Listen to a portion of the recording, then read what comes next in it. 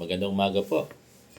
So yung ina-anticipate, yung wini-wish, yung hino-hope, yung mga request, hindi lang ng mga guro, palagay ko, pero particular sa mga guro, yung hindi hiling ng mga guro, parang parang malapit na kasi si Senator Mark Villar ay nag-ain ng resolution para sa 3-year moratorium.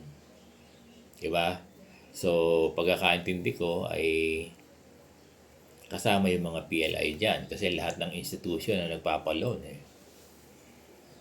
Diba? So, baka, Baka itong week na to o next week, next week ay magkaroon na ng moratorium. Baka ha. Kasi itong resolution, pagkakaunawa ko, pinipirmahan lang ito, hindi ba? Pinipirmahan, siguro aprobahan ng presidente. Pinipirmahan ng mga senador, no? Pag resolution kasi, pinipirmahan, alam mo, pinipirmahan lang ng mga senador Pinipirmahan ng mga senador para ma-approve. Once approved, i-apply na yung resolution. Pero still, alam ko, approve with the approval of President Bongbong Marcos, That's my understanding.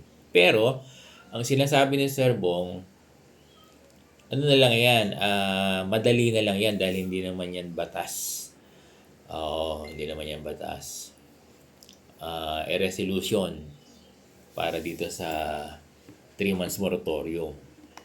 Kaya tingin ko, sa lalong madaling panahon ito, baka hindi na tumagal ng isang buwan. Magkakaroon na ng moratorium. Yan yung pagkakaunawa ko, ha.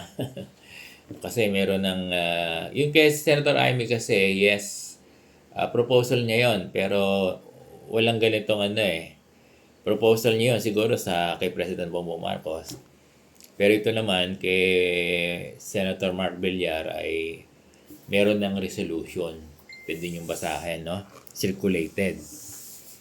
So, baka ito lang inaantay nating lahat. Ako naman, di naman ako hipokrito, Yung ayaw, di wag. Pero pag ganitong Senate resolution, kahit yung mga ayaw, kasama kayo yan, across the board yan. Tama ba yung term ko? Lahat tayo, katulad ng pandemic, lahat tayo. Kaya ayaw, kaya gusto, lahat tayo kasi magsususpend Oo. Ibig sabihin, yung DepEd, hindi mo na ipapasok yung mga loan natin. I-hold muna. Diba?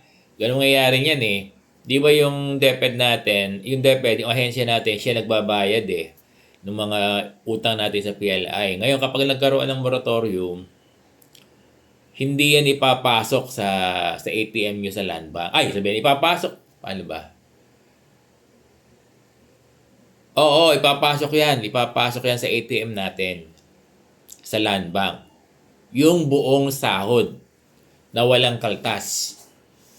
Kasi ang pinapasok ng ADA, ang pinapasok ng mga ADAS nyo, ng Division Office, ay yung may kaltas na sahod.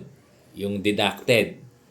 Kinakaltas yung PLI. So, pag nagkaroon ng moratorium, hindi kakaltas ng division, hindi kakaltas ng region, yung mga utang natin sa sa PLI and even sa GSIS, ipapasok lahat yan para kang tumanggap ng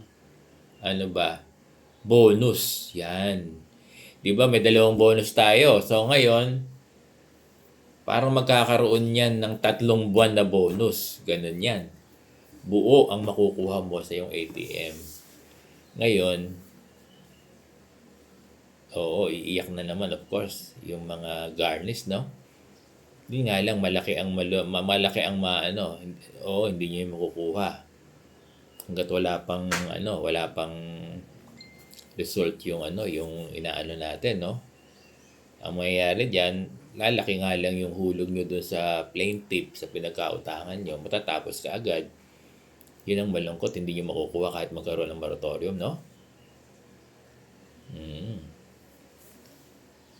Kay Sir Bong, Siyempre, principal enforcer mo, kung na kayo magselos, talagang malaki yung marirepand ko kung sakasakali. Nasa magkano, Sir Bong? Yung P4, ano naman yan, di ba? Yung P4, mga master teacher, malaki yung kanilang, kahit naman yung mga teacher 1, nasa almost 30,000 na rin di ba? Kaya lang ang concern natin, yung mga garnish, no? Talagang maiiyak kayo kasi kahit na may moratorium, hindi nyo rin makukuha pala, no? So, ganun dear teachers, no? So, kung nabasa nyo na, sinend lang sa akin kasi yung mga teachers, ang bilis sinesend talaga sa akin, nagpapasalamat ako sa mga nagsesend, no? Ng mga app. Mas nauuna sila kaysa sa akin, actually. Sinesend lang nila sa akin. Nagpapasalamat ako para ma-vlog natin, no? So, tabayan lang natin. Tingin ko yan, hindi na magtatagal yan, magkakaroon ng moratorium kasi may resolution na At wala naman sigurong senador na magdi-disagree dyan sa moratorium. Diba? Yan yung isang bagay na unanimous. Hindi hati ang Senado sa ganyang makakatulong sa mga Pilipino, no? So, paborito sa lahat ng mga empleyado, sa lahat ng may utang sa bangko o sa GSIS, SSS, di ba? At siyempre, ito yung inaasam ng mga guro na moratorium, pwede nating sabihin abot tanaw na, no? So malapit na. Base dito sa sa resolution ni Senator Mark Villar. So antayin na lang natin. Antayin natin. Baka this week, malay nyo, no?